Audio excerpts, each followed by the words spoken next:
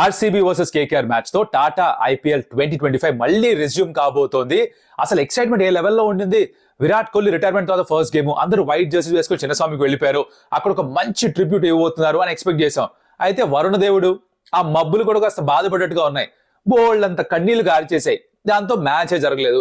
చెరొక పాయింట్ పంచుకున్నారు. దాంతో 4వ టీమ్ గా మారింది KKR to be eliminated, defending champions out of the playoff race ఈ సీజన్ లో. అండ్ ఆర్సీబీ ఇంకా క్వాలిఫై అవ్వకపోయినా కూడా మిగిలిన 2 మ్యాచ్లు ఎందుకు ఇంపార్టెంట్, ఆ టాప్ 2 లో స్లాట్ రావాలంటే ఏం చేయాలి, దాని గురించి మాట్లాడుకుందాం. బట్ అఫ్కోర్స్ దాంతో పాటుగా ఆదివారం జరగబోతున్న 2 మ్యాచెస్ డబుల్ హెడర్స్ లో out of the 4 teams 3 teams ఇంకా ప్లే ఆఫ్ రేస్ లో ఉన్నాయి. వాళ్ళ గురించి మాట్లాడుకోలే వద్దా? RR taking on Punjab Kings Jaipur 40 డిగ్రీల వేడిలో. ఆ మ్యాచ్ లో ఏంటి చూడాల్సింది మనం, ఎదురు చూడాల్సింది. దాంతో పాటుగా సాయంత్రం జరిగే మ్యాచ్ ఇంకా more exciting, DC taking on GT, cracker of game. దాని గురించి మాట్లాడుకోవాలి. సో ఇంకెందుకు ఆలస్యం, let's get started. Welcome to some tales. నా పేరు కౌశిక్. అండ్ ఎస్, ఆర్సీబీకి ఒక పాయింట్, కేకేఆర్ కి ఒక పాయింట్. కేకేఆర్ ఎలిమినేటెడ్, ఆర్సీబీ ఇంకా క్వాలిఫై కాలేదు. కానీ వాళ్ళ టాప్ 2 లోకి వెళ్ళాలంటే ఏం చేయాలో చెప్తా. దానికంటే ముందర మీరు ఈ యాక్ట్ ఫైబర్నెట్ వాళ్ళది యాక్ట్ స్మార్ట్ వైఫై గురించి విన్నారా? అదేంటో ఎక్స్ప్లెయిన్ చేస్తా during the video.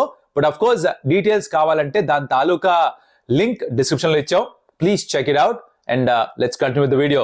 RCB KKR game లో అందరి ఎక్స్పెక్టేషన్ అంటే ఆర్సీబీ గెలిస్తే వాళ్ళు క్వాలిఫై అయిపోతారు ఒకటి, ఆ టాప్ 2 స్థానంలో ఒకటి ఇంకొంచెం దగ్గరగా వెళ్ళిపోతారని.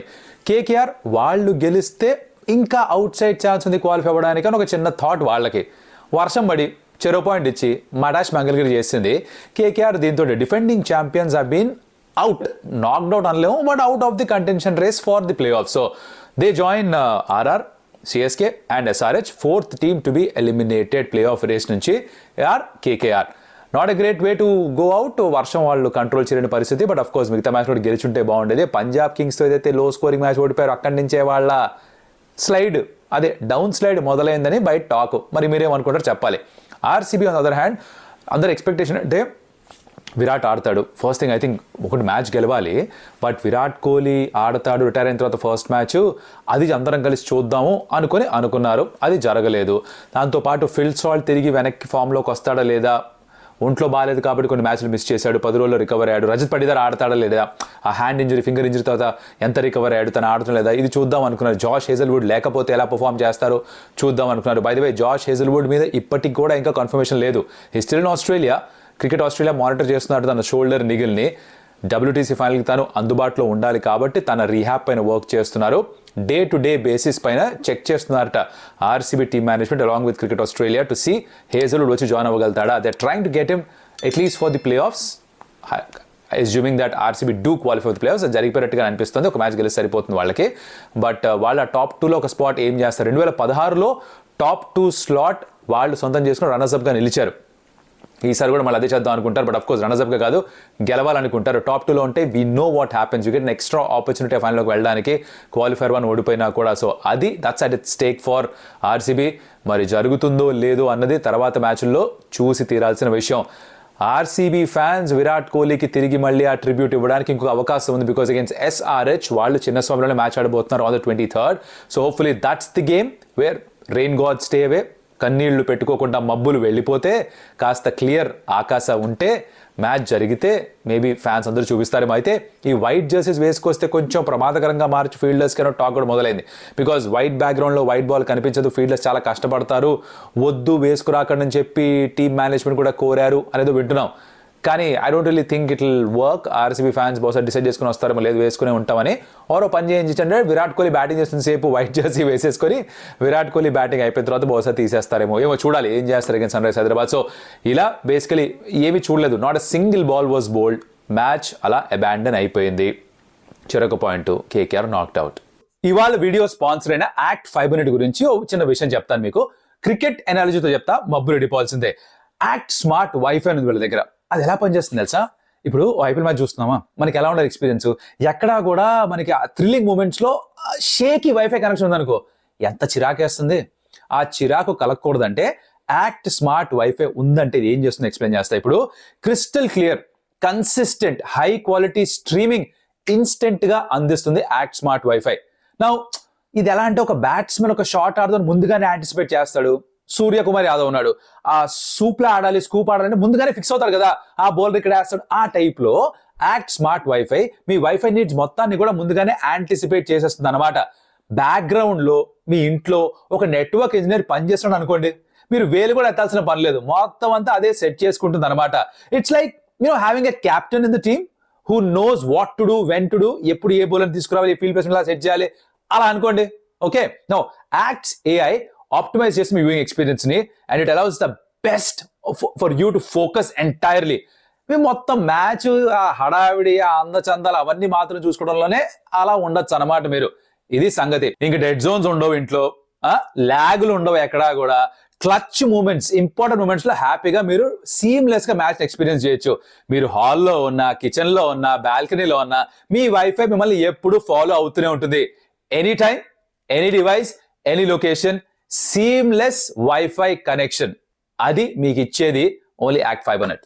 అదనమాట సంగతి. సో ఇప్పుడు ఆర్సీబీ కేకేఆర్ మ్యాచ్ గురించి అయిపోయింది. నెక్స్ట్ మాట్లాడుకోవాల్సిన సండే జరగబోతున్న డబుల్ హెడర్ గురించి. దాంట్లో 4 టీమ్స్ లో 3 టీమ్స్ కి ఇంకా ప్లేయర్స్ క్వాలిఫికేషన్ అవకాశం ఉంది. But of course before that RCB గురించి మాట్లాడేసాం కాబట్టి I think this is got to go. So ఆదివారం డబుల్ హెడర్ డే.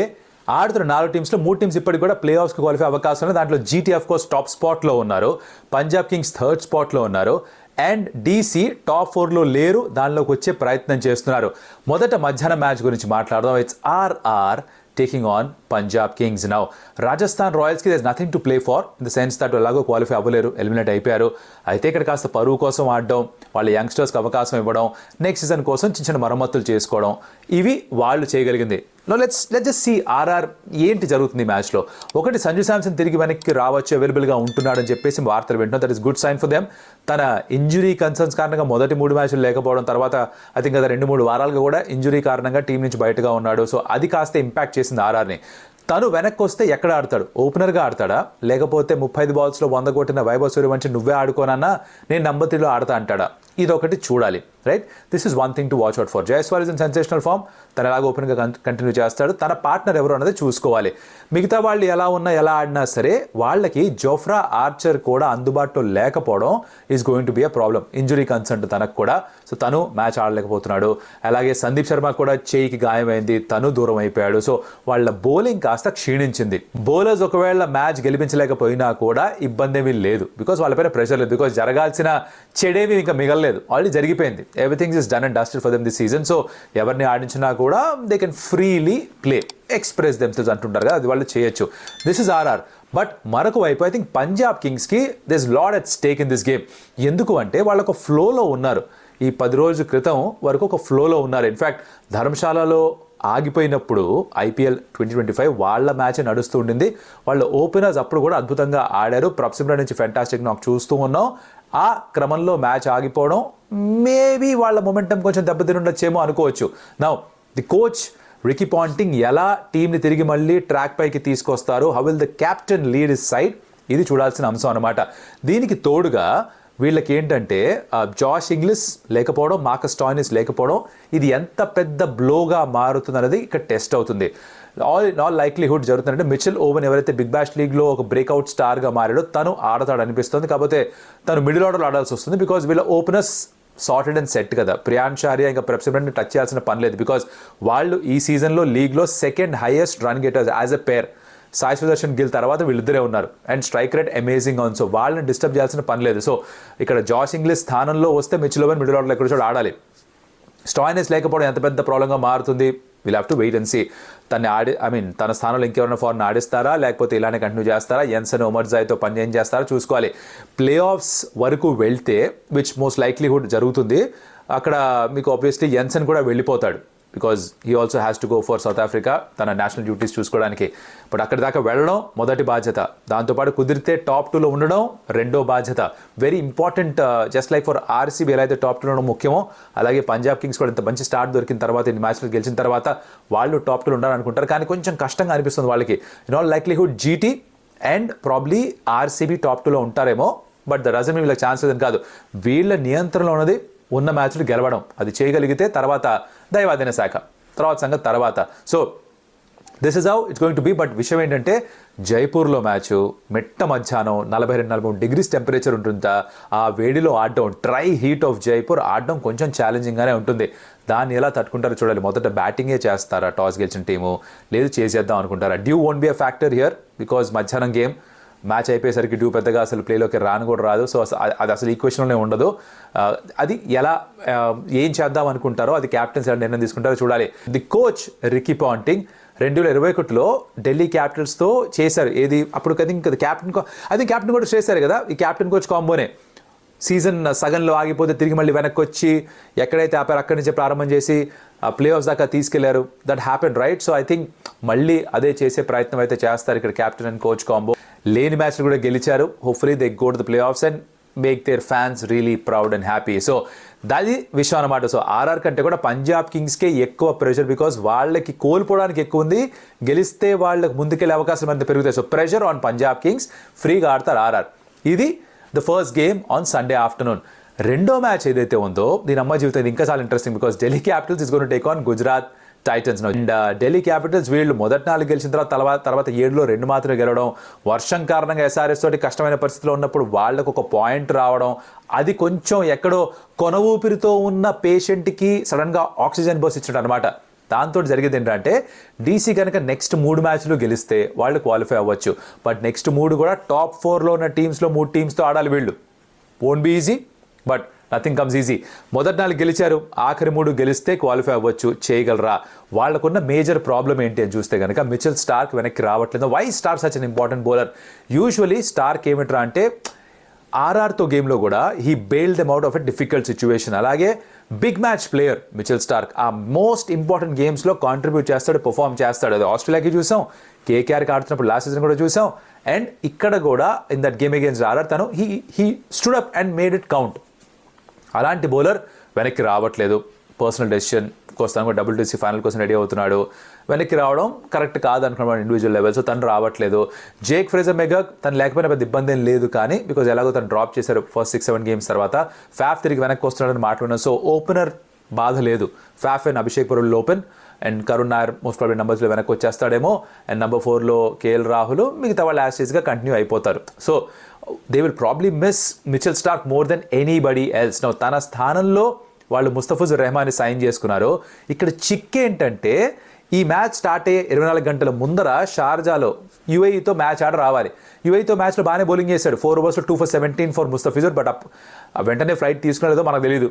తన ఫ్లైట్ టికెట్స్ మనకు దగ్గర లేవుగా.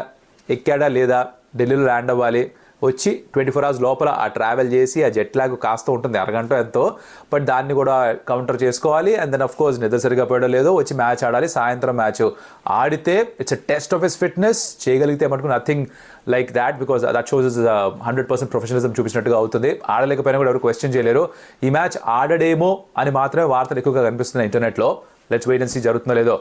నట్టు మీద చాలా బాధ్యత పెరుగుతుందేమో బికాజ్ ఇప్పుడు సడన్గా వచ్చి ఆడుతూ ముందర గేమ్లో కూడా దానికి బౌలింగ్ చేసే అవకాశం రాలేదు. ఇక్కడ గనక ఆడితే బాగా బౌలింగ్ పర్ఫామ్ చేయగలిగితే మొదటి season or first half of the season మొత్తం అంతా ఆడకపోయినా కూడా I can make it count. So they will count on Natarajan a lot. And వాళ్ళ బ్యాటింగ్ కాస్త కొద్దో గొప్ప కింద మీద అవుతోంది. అది కొంచెం సార్ట్ చేసుకోవాలి వాళ్ళు. వాళ్ళ best batter against spin has been Akshar Patel. తనే ఐ థింక్ కీగా మారుతాడు అగేన్స్ట్ జీటీ స్పిన్నర్స్ బికాస్ అటు రషీద్ అయినా సాయి కిషోర్ అయినా they will turn the ball into Axar Patel. Axar 190 స్ట్రైకర్తో బ్యాటింగ్ చేస్తున్నాడు అగేన్స్ట్ స్పిన్నర్స్. సో అది తన అడ్వాంటేజ్గా తీసుకోవాలి because KL Rahul doesn't have a great record against Rashid Khan. Remember this point. Let's see ఏం జరుగుతుందో మ్యాచ్లో. సో ఇలాంటి ఒక నేపథ్యంలో డీసీ మ్యాచ్ ఆడబోతున్నారు. KL Rahul is on the cusp of scoring 8,000 runs in T20. Such great milestone for him. చాలా వేగంగా చేరుకున్న అక్కడికి ఐ థింక్ 214th ఇన్నింగ్గా మారుతుంటుంది ఒకవేళ చేరుకుంటే కనుక మైల్ స్టోన్కి. So that's the milestone in front of him. But more importantly milestones అన్ని పక్కన పెట్టేసి మ్యాచ్ గెలవాలి. అన్ని గెలిస్తేనే వాళ్ళు ముందుకెళ్ళగలుగుతారు. చాలా సింపుల్గా తెలుసు. మరోపక్క జీటీకి ఉన్న ఇబ్బందులు ఏంటి? వీళ్ళకి జాస్ బట్లర్ లాంటి ప్లేయర్ ప్లే ఆఫ్స్కి వెళ్ళిన తర్వాత assuming that they win a game and they qualify for play offs, తను అవైలబుల్గా ఉండడు. ఇది ఎందుకు క్రూషియల్ అని చెప్తున్నాను అంటే ఆన్ అన్ యావరేజ్ వీళ్ళు ముగ్గురు ఎవరు జాస్ బట్లర్, శుభ్మన్ గిల్, సాయి సుదర్శన్ కలిసి 88 balls ఫేస్ చేస్తున్నారు గుజరాత్ టైటన్స్కి ఇన్ ఎవ్రీ గేమ్. ఉన్నదే 120 బాల్స్ కదా ఇన్నింగ్స్లో, దాంట్లో 88 వీళ్ళే ఫేస్ చేస్తున్నారంటే ఎంత ఇంపార్టెంట్ ముగ్గురు ఒకసారి ఆలోచించండి. దాంట్లో ఈ త్రయంలో ఒకరైన జాస్ బట్లర్ వెళ్ళిపోతే తన స్థానంలో ఎవరు వచ్చినా సరే ఇంత బాగా కన్సిస్టెంట్గా పర్ఫామ్ చేయగలరా? వీళ్ళ ఆయువు పట్టే వీళ్ళ ముగ్గురు ఈ టాప్ 3, వీళ్ళల్లో ఎవరన్నా సరిగ్గా పర్ఫామ్ చేయకపోతే ఏంటి పరిస్థితి? వీళ్ళలో ముగ్గురు ఒకేసారి ఫెయిల్ అవుతే ఏంటి పరిస్థితి? దీనికి సమాధానం ఇప్పటిదాకా జీటీ ఎదుర్కోలేదు. అగేన్స్ట్ ఎంఐ కొంచెం స్ట్రగుల్ అంటే అనిపించింది, బట్ శుభ్మన్ గిల్ ఉన్నాడు 15 ఓవర్ దాకా, అది probably will help them in win the game ఓ విధంగా చూస్తే కనుక. బట్ అదర్వైజ్ ఇది ప్లే ఆఫ్స్లో జరగకూడదని కోరుకోవాలి గట్టిగా జీటీ ఫ్యాన్స్ అయితే. బికాజ్ ఇంత బాగా ఆడి ఈ సప్త సముద్రాలు ఇది ఇంటి పక్కన పిల్లకాలలో పడి మునిగిపోయినట్టుగా అలా జరగకూడదు కదా. ఇంత బాగా ఆడి ప్లే ఆఫ్స్కి రాగానే సడన్గా అందరూ మిస్ఫైర్ అయ్యి ముగ్గురు ఆర్ బట్లర్ లేక మిగతా ఇద్దరు త్వరగా అవుట్ అయిపోయి మిగతా ఎవరికి ఫామ్ లేక రన్ స్కోర్ చేయక అలా ఓడిపోతే బాగుండదు. మరి అది టెస్ట్ చేస్తారా ప్లే ఆఫ్స్కి వెళ్ళే ముందరే, ఆర్ ముందర ప్లే ఆఫ్స్కి వెళ్దాం తర్వాత టెస్ట్ చేద్దాం అనుకుంటారా? That something look forward to GT విషయానికి వస్తే. బికాజ్ షఫిన్ రుతఫ్రెడ్ నెంబర్ 4 తను పర్లేదు బాగానే రన్ స్కోర్ చేస్తున్నాడు. మిగతా వాళ్ళు ఎవరికి కూడా పెద్దగా బాల్స్ ఫేస్ చేయడానికి దొరకలేదు. బికాజ్ 88 బాల్స్ వీళ్ళే ఫేస్ చేస్తారు, యావరేజ్ 25-30 బాల్స్ ఫేస్ చేస్తున్నారు మిగతా అందరు batters put together. That's a huge concern, దాన్ని అడ్రస్ చేసుకోవాలి. బౌలింగ్ విషయానికి వస్తే బౌలింగ్ బాగానే ఉంది. Because if you look at Siraj, Prasidh Krishna, Ishant Sharma, Sai Kishore or Rashid Khan for that matter, వీళ్ళందరూ కూడా చక్కగా పర్ఫామ్ చేస్తూ ఉన్నారు. కగిసోర్ రబాడా ఆడినా ఆడకపోయినా కూడా పెద్ద ఫరకేం పడలేదు వాళ్ళకి. First half of the season మొత్తం అంతా కూడా రబాడా లేడు కదా, అయినా కూడా ఈజీగా మ్యాచ్లు గెలిచారు. బౌలింగ్ కారణంగా ఓడిపోయిన ఒకే మ్యాచ్ ఆర్ఆర్ చేజ్ చేస్తూ గెలిచిన ఓన్లీ మ్యాచ్ ఈ సీజన్లో. వైభవ్ సూర్యవంశీ 30 బాల్స్లో 100 కొట్టడం, you know what happened in that game. But అది తీసేస్తే the bowlers have been fantastic. So వాళ్ళ bowlers they need to step up for sure. But more importantly వాళ్ళ టాప్ 3 నుంచే కాదు మిగతా వాళ్ళ నుంచి రన్స్ కావాలి. టెస్ట్ అవుతుందా, టెస్ట్ చేస్తారా, ఇది చూడాలి ఈ మ్యాచ్లో. సో డీసీకి ఖచ్చితంగా గెలవాల్సిన మ్యాచ్. అలాగే GT they are some things to look forward to. ఆ బాక్సెస్ టిక్ చేసుకోవాలి. ఒకటి, మొదట్లో ఫస్ట్ థింగ్స్ ఫస్ట్ వాళ్ళ 2 పాయింట్లు సంపాదిస్తే క్వాలిఫై అయిపోతే తర్వాత ఎక్స్పెరిమెంటేషన్ చేసుకునే ఒక రకం. అంటే ఎక్స్పెరిమెంటేషన్ కూడా చేద్దాం అనుకోరేమో, ఎందుకంటే వీళ్ళకి కూడా టాప్ 2లో స్లాట్ కావాలి కదా. తర్వాత ఎక్స్ట్రా ఛాన్స్ ఉంది, ఒకవేళ ఆ టాప్ 3 ఎవరైనా ఫెయిల్ అయినా కూడా ఒక మ్యాచ్ పోయినా కూడా ఇంకో ఛాన్స్ ఉంటుంది ఫైనల్కి వెళ్ళడానికి. So it's a tricky situation to be in for GT also. అందుకనే ఈ మ్యాచ్ వెరీ ఇంట్రెస్టింగ్. సో మొదటి గేమ్ ఆర్ఆర్ వర్సెస్ పంజాబ్ కింగ్స్లో Punjab Kings has lot to gain, whereas RR has nothing to lose. Deadly combination ఇది. అలాగే సాయంత్రం మ్యాచ్లో course ఇక్కడ DC ఖచ్చితంగా అన్ని గెలవాలి, బట్ జీటీ కూడా గెలిచి తీరాలి. వాళ్ళకి ఉన్న ఇబ్బందులు వాళ్ళకు ఉన్నాయి. ఇలాంటి నేపథ్యంలో మ్యాచ్ ఉన్నాయి. So it very interesting. Don't miss these games for anything. Sunday enjoy చేద్దాం మ్యాచ్ అన్ని కూడా. వీటికి సంబంధించిన రివ్యూతో మళ్ళీ కలుద్దాం. ఇప్పటిదాకా వీడియో చూడండి. Thank you so much for that. High five to you. Like చేయండి వీడియోని, comment about whatever you like about this entire video, any particular page that you looking forward to, ఇలాంటి గురించి మాట్లాడుకుంటూ. అలాగే సబ్స్క్రైబ్ చేసుకుని snap డేల్స్కి ఇప్పటిదాకా చేసుకోకపోయి ఉంటే కనుక, because that will be a big motivation for us. మనకు మళ్ళీ కలుస్తాం. అప్పటిదాకా సెలవు. అడియోస్ అమిగోస్.